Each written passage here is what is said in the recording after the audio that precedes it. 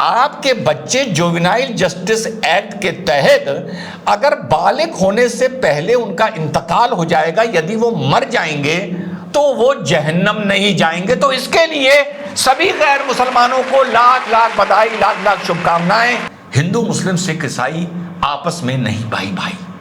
असल नारा यह है, हर बच्चा इनके हिसाब से मुसलमान पैदा होता है, लेकिन उसके बाद उसके वालिद वालिदैन, उसके घर वाले उसको बुत परस्ती, आतिश परस्ती, आग की पूजा वगैरह वगैरह सिखाते हैं। नमाज, कुरान, कलमे, हम जो मुसलमान हैं माँ के पेट से सीख के पैदा होते हैं। हमें कोई कुछ नहीं सिखाता। अब सुनिए, ये जाहिल आदमी जन्नत में जाने की चाबी किसको बता रहा है? जन्नत में जाने का सही तरीका, सही तोड़ क्या है, ये क्या बता रहा है? सुनिए। तो ये कौन सा सेक्युलरिज्म हुआ कि एक भाई को जन्नत मिलेगी और दूसरे को दोजख मिलेगी? तो सारे यादव भाई, सारे दलित भाई, जय मीम जय भीम, सब सुन लो। ईसाई भाई, तुम सब जहन्नम जाओगे उस इंसान के हिसाब से जिससे मुसलमान बहुत मोहब्बत करता है और बहुत सच्चा और ईमान वाला मुसलमान मानता है। और क्या बोलते हैं, शेरा वाली मैया की जय, दुर्गा मैया की जय, अंबिका मैया की जय। साथियों, एक वीडियो बहुत दिन से टल रहा था, सोचा आज उसको कवर कर लूं। जो मैंने आप लोगों से बताया था, जो जाहिल नालायक यानी जाकिर नायक, जो अपने पड़ोसी मुल्क में जाके बकवास करके आया है, उन मुद्दों पे मैं बात नहीं करूंगा। जो उसने बताया कि अगर 20 मिनट एक महिला की तरफ देखते रहो और तुम्हारे अंदर अगर गिटार के तार ना बजें या गुदगुदी ना हो, इसका मतलब तुम्हें हॉस्पिटल जाना है। ऐसे वाले बयानों पे हम चर्चा नहीं करेंगे। इस बेशरम इंसान की, एक तो इसकी शक्ल पर बिल्कुल नूर नहीं है, भाषा बिल्कुल सड़क छाप बोलता है। खैर, दूसरा, आज हम लोग इस बात पर आपको मुबारक एक आपको देना चाहता हूं। सारे हिंदू भाई, सिख भाई, ईसाई भाई, यहूदी भाई, सब सुन लें, सिख भाई भी और जैन भाई भी और बुद्धिस्ट भाई भी और यादव भाई भी, के बतौर जाहिल नालायक यानी जाकिर नायक, आपके बच्चे जुवेनाइल जस्टिस एक्ट के तहत अगर बालिग होने से पहले उनका इंतकाल हो जाएगा, यदि वो मर जाएंगे तो वो जहन्नम नहीं जाएंगे। तो इसके लिए सभी गैर मुसलमानों को लाख लाख बधाई, लाख लाख शुभकामनाएं। आपको साहब बहुत आपको ये सुनकर बड़ी खुशी हुई होगी और बड़ा दिली सुकून मिला होगा। और दूसरा, आज हम ये चर्चा करेंगे आज के वीडियो में कि मुसलमान सेक्युलर क्यों नहीं हो सकता। समाज के चलते, व्यापार के चलते, मोहल्ले के चलते, देश के चलते, कानून के चलते, मजबूरी के चलते नारा लगाया जाता है हिंदू मुस्लिम सिख ईसाई आपस में भाई भाई। हकीकत यह है, हिंदू मुस्लिम सिख ईसाई आपस में नहीं भाई भाई। बहराइच की जो घटना हुई, उस घटना को भी जो उत्तेजना है और जो नाराजगी है, उसको भी यहां से लाकर जोड़ूंगा और फिर बाद में बताऊंगा कि यहूदियों को लेके एक मोहतरमा ने जो इससे सवाल पूछा, इसका दिमाग कितना लिमिटेड है, ये वाकई कितना जाहिल आदमी है। पहले कह दिया, जो इसने इधर उधर की बकवास करी उस पर नहीं, बड़ी गंभीर मुद्दों पर अपनी तरीके से इसका विश्लेषण करूंगा और तर्क के साथ करूंगा। तो देखिएगा जरूर, शायद थोड़ा वीडियो लंबा हो जाए।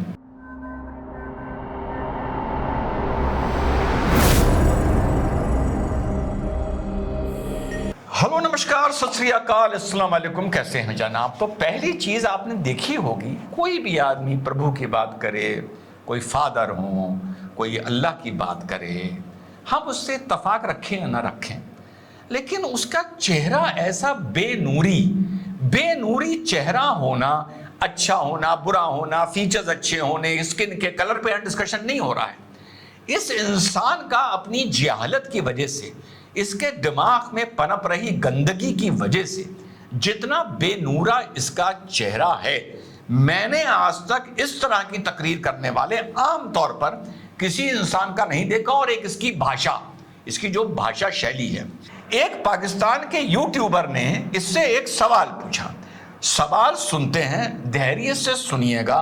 क्यों मैंने आपको मुबारकबाद दी है कि आपके बच्चे 18 साल से पहले जुवेनाइल जस्टिस एक्ट के तहत जहन्नम नहीं जाएंगे अगर उनका इंतकाल हो जाता है, ये आपके लिए बहुत खुशी की बात होगी। और दूसरा, मुसलमान सेक्युलर क्यों नहीं हो सकता, और हिंदू मुस्लिम सिख ईसाई आपस में भाई भाई एक छलावा है, एक अलतकिया है। सवाल सुनिए और उसका जवाब सुनिए। Assalamu alaikum. My name is Abdul Basit Rind. I'm a social media influencer.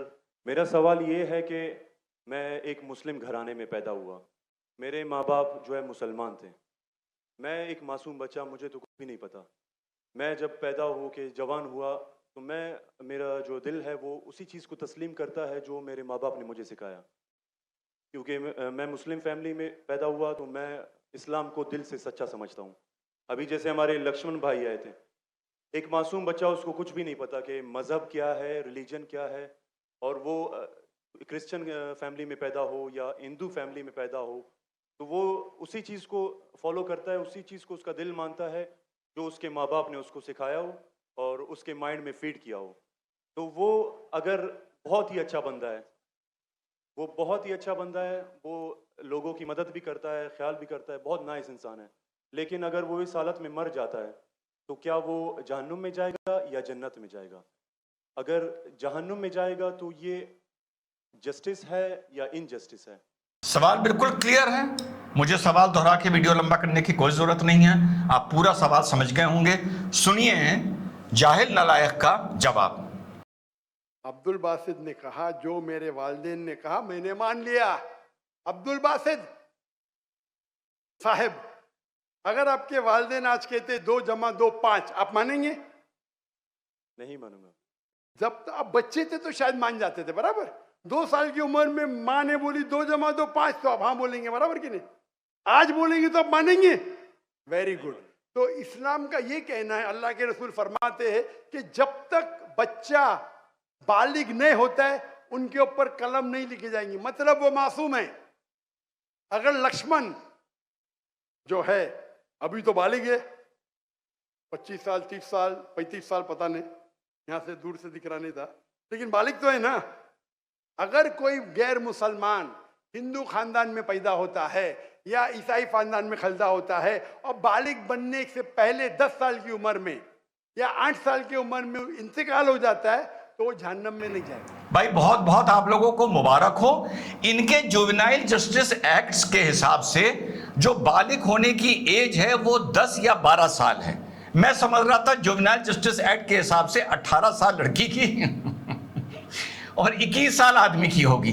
ठीक, तो ये बात, लेकिन फिर भी आप लोगों को बहुत बहुत मुबारक हो कि इससे पहले खुदा न खास्ता अगर कोई इंतकाल होता है तो इस जाहिल के हिसाब से वो जहन्नम नहीं जाएगा, किताब लिखी नहीं जाएगी, उसको भी जन्नत नसीब होगी, या हो सकता है दोजख और जन्नत के बीच का कोई नो मैंस लैंड हो, कोई गलियारा हो, वो उसको नसीब हो। आगे सुनते हैं। क्योंकि वो मासूम है, आप समझ रहे। लेकिन एक इंसान जब बालिग हो जाता है तो उसके वो जिम्मेदार है, बालिग को दोषी नहीं ठहरा सकता है। आज की तारीख में मैंने आपसे पूछा, आपके वालिदैन बोलेंगे 2 जमा 2 5, आप मानेंगे? आपने कहा नहीं।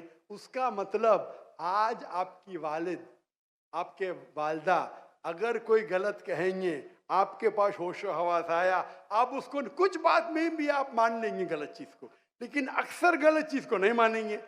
आप अपनी वालिद से मोहब्बत करते, वालिदैन से मोहब्बत कर, उसका मतलब नहीं कि आप खिलाफ है उनके, लेकिन अभी आप बालिग बन गए, समझिएगा। ये काफिर ये नहीं कह सकेंगे कि उनके वालिदैन काफिर थे, ये काफी नहीं है। तो उसका मतलब अगर बचपन में कोई बच्चे का इंतकाल हो जाता है, चाहे वो मुस्लिम खानदान से गैर मुस्लिम खानदान से, अगर बालिग नहीं होता है तो कलम उन पे नहीं चलती है, वो जहन्नम में नहीं जाएंगे। हर इंसान, हर बच्चा दीनुल फित्र में पैदा होता है, उसके बाद उसके वालिदैन, उसके टीचर उसको बुत परस्ती सिखाते, उसको आग की इबादत करना सिखाते और वो बुत परस्ती करने लगता है। बच्चा है तो माफ हो जाएगा, बालिग हो जाता है उसके बाद समझ आ जाती है। हर बच्चा इनके हिसाब से मुसलमान पैदा होता है, लेकिन उसके बाद उसके वालिद वालिदैन, उसके घर वाले उसको बुत परस्ती, आतिश परस्ती, आग की पूजा वगैरह वगैरह सिखाते हैं। नमाज, कुरान, कलमे, हम जो मुसलमान हैं हम माँ के पेट से सीख के पैदा होते हैं हमें कोई कुछ नहीं सिखाता, हम तो सीख के पैदा होते हैं भैया, ठीक है। लेकिन हिंदू की जो मां होती है वो उसको बुत परस्ती सिखा देती है, आतिश परस्ती सिखा देती है और उसको जहन्नम की राह की तरफ लेके जाती है। ये मतलब है इनका। आगे चलिए। आप बहुत अच्छे इंसान होंगे, नमाज पढ़ते होंगे 5 टाइम। इतना आप लोगों को क्लियर हो गया। अब सुनिए, ये जाहिल आदमी जन्नत में जाने की चाबी किसको बता रहा है? जन्नत में जाने का सही तरीका, सही तोड़ क्या है, ये क्या बता रहा है? सुनिए। हज के लिए गए होंगे, रोजा रखते होंगे, लेकिन अगर आप दावत नहीं करेंगे तो आम तौर पे आप जन्नत में जाएंगे नहीं। अल्लाह ताला आपको माफ करने चाहता है और जन्नत में डालना चाहता है, वो अल्लाह की मर्जी, वो डाल सकता है, लेकिन आम तौर पे आप जन्नत नहीं जाएंगे। जी हाँ, तो इन्होंने कहा कि भाई तुम चाहे जितने अच्छे इंसान हो, जितने अल्लाह वाले हो, जितने नमाजी हो, रोजेदार हो, हाजी हो, ज़कात देते हो, लेकिन अगर तुम दावत नहीं करोगे, लेकिन अगर तुम गैर मुसलमानों को मुसलमान की राह में जोड़ने की कोशिश नहीं करोगे तो भले अल्लाह ताला तुम्हें माफ कर दे, लेकिन तुम जन्नत नहीं जाओगे। और अगर तुमने किसी को कन्वर्ट करा दिया तो कन्वर्ट कराने के बाद जब वो आदमी कन्वर्ट हुआ तो उसके पुराने सारे गुनाह माफ हो जाएंगे और कन्वर्ट होने के बाद ये माना जाएगा कि वो आदमी एक बार फिर से पैदा हुआ है, एक नई जिंदगी शुरू हुई है, उसका नया खाता ऊपर लिखा जाएगा। और क्योंकि तुमने दावत दी और कन्वर्ट करा दिया, तुम्हारा जन्नत का रास्ता बिल्कुल साफ हो गया। ये बिल्कुल क्लियर है। अब बहुत से लोहे का ढक्कन हटाकर आमतौर पर रोज मुझे गाली देते हैं। आज के वीडियो में वो ये बोलेंगे कि तू फितना कराएगा, तू दंगा कराएगा, तू नफरत क्यों फैला रहा है। वो इस मारे बोलते हैं तू नफरत क्यों फैला रहा है, क्योंकि उनका ये कहना है कि जो इस नालायक ने बोला इस सच्चाई को के ऊपर तू फिर से वीडियो बनाकर 1 लाख, 2 लाख, 5 लाख, 8 लाख आदमियों को अलग अलग प्लेटफॉर्म पर क्यों एजुकेट कर रहा है, क्यों अवेयर कर रहा है। ये बात जो हम मुसलमानों के अंदर घर की है, ये तू बाहर क्यों ला रहा है। वो लाया तो लाया, लेकिन वो लाया पर सच लाया, इसलिए हम उसको नहीं ट्रोल कर सकते। उसकी इस स्पीच पर, इसके वीडियो पर इसको गाली नहीं दे सकते। हमें ऊपर ऊपर तू नाटक करने दे, हिंदू मुस्लिम सिख ईसाई आपस में भाई भाई, सेक्युलरिज्म वगैरह वगैरह, इस तरह के प्रोग्राम बनाकर तू इस सेक्युलरिज्म का जो अलतकिया हो रहा है, जो ड्रामा हो रहा है, उसकी ऐसी की तैसी क्यों करता है। बेसिक नफरत ये है मुझसे। आज तक कोई भी मुसलमान ने मुझसे ये नहीं कहा तूने उस वीडियो में इस्लाम के बारे में, हजूर के बारे में, कुरान के बारे में, इस वीडियो में इतने टाइम पर ये लाइन गलत बोली ना, ये नहीं कहा। उसने सिर्फ जाहिल ने लोहे का ढक्कन हटा के गालियां दी। अब ये बताओ मेरे मुसलमान भाइयों, अगर तुम इस नालायक से इत्तफाक नहीं रखते हो तो इसके खिलाफ फतवे कहां हैं, वीडियो में इसके ऊपर गालियां कहां हैं, इसके ऊपर लानत कहां है, इस पर तुम थू थू क्यों नहीं कर रहे हो अगर इत्तफाक नहीं रखते हो। क्योंकि तुम जिससे भी इत्तफाक नहीं रखते हो तुम उस पे लानत और उसको गालियां जरूर देते हो, ये तुम्हारी फितरत है। सही है ना। इसका मतलब अगर इसके वीडियोस के नीचे जब जाके कमेंट देखो मुसलमानों के, तो सब माशाल्लाह वाह वाह वाह वाह वाह वाह करते ही नजर आएंगे, बाकी स्ट्रेटेजिकली अलतकिया खेलने के लिए चुप हो जाएंगे और मेरे चैनल पर आकर मुझको गालियां देंगे। तो यह है बात साथियों कि ये चीज स्पष्ट हो गई है कि जब तुम मानते हो कि वो तुम्हारा दोस्त है लेकिन उसको दोजक जहन्नम में जाना है, तो ये कौन सा सेक्युलरिज्म हुआ कि एक भाई को जन्नत मिलेगी और दूसरे को दोजक मिलेगी। और जिसको जन्नत मिलेगी, जन्नत मिलने का टिकट ये होगा अल्लाह पे से डरना और अल्लाह पर यकीन करने के अलावा कि तूने क्या गैर मुसलमान को दावत दी और इसकी कम से कम तूने कोशिश भी की।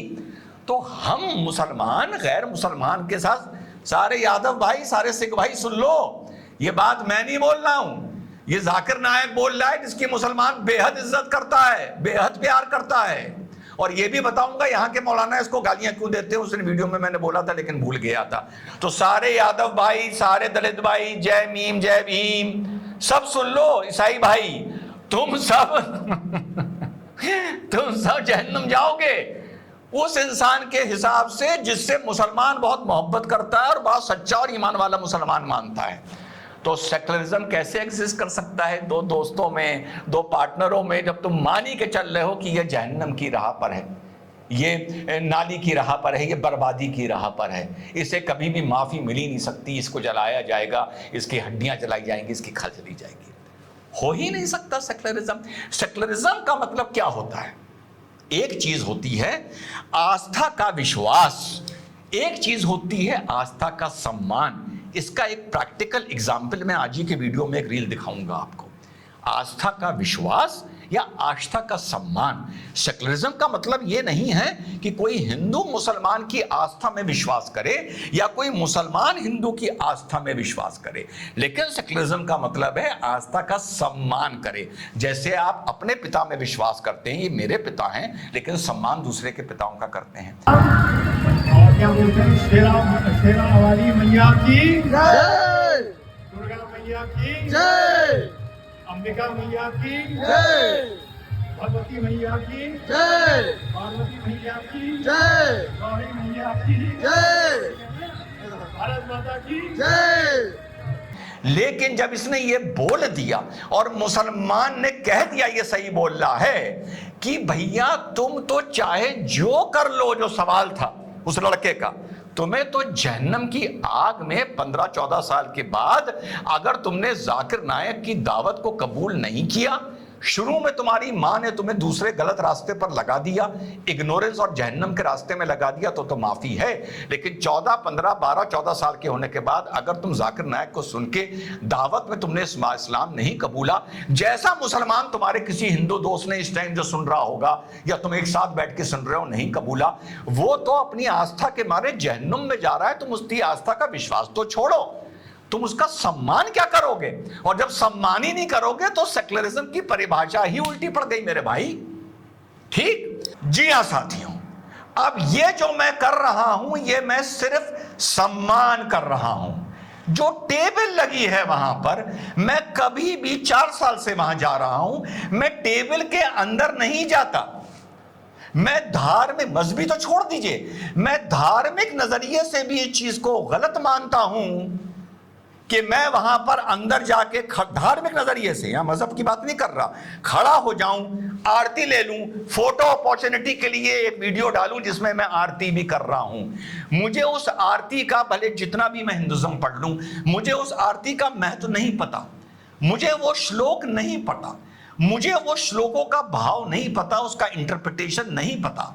तो अगर एक फोटो अपॉर्चुनिटी के लिए मैं अंदर घुस के किसी को खुश करने के लिए, अगर कोई खुश होंगे तो वो बेवकूफ होंगे, और मैं दिखाऊं वहां खड़े होकर मैं पूजा कर रहा हूं, तो यहां पर भी मैं अलतकिया कर रहा हूंगा। मैं व्यूज लेने के लिए और किसी को खुश करने के लिए ये ड्रामा कर रहा हूंगा। यहां जो मैं जाता हूं अपनी सम्मान के लिए जाता हूं। यही वहां की मंडली मुझे किसी पार्टी के लिए बुलाएगी तो मैं कभी नहीं जाऊंगा। क्या ये दावत है, मुर्गा उड़ाएंगे या मछली उड़ाएंगे या पार्टी करेंगे तो मैं कभी जाऊंगा? असंभव है कि मैं चला जाऊं। मैं सम्मान के लिए जाता हूं। मां का जय लगाना, गौरी मैया की जय लगाना, शेरावाली की जय लगाना, भारत माता की जय लगाना, यह भी मेरा सम्मान है। तो मुसलमानों, तुम सम्मान में विश्वास रखना, आस्था में विश्वास रखना और आस्था का सम्मान करने का फर्क कभी समझ ही नहीं पाओगे, क्योंकि तुम्हारे आलिम तुम्हें घूम घूम के बता रहे हैं कि जो जयकारा रिजवान लगा रहा है वो भी ये जहन्नम की तरफ जा रहा है। और चलते चलते इस पूरी चीज को बहराइच की घटना की तरफ जोड़ूंगा कि भाई जो तुम विसर्जन करने जा रहे हो, वो ऊपर जो है, जो तुम्हें गाने के लिए मना कर रहा है या ये मना कर रहा है या इस बात से जो परेशान हो रहा है, उसको वो इस मारे परेशान हो रहा है क्योंकि उसे इस बात का यकीन है कि तुम विसर्जन करने नहीं, तुम जहन्नम की और आग की राह में जा रहे हो, और इस बात से वो तुमसे नफरत कर रहा है और तुमसे चिढ़ रहा है। जय हिंद, वंदे मातरम, खुदा हाफिज़।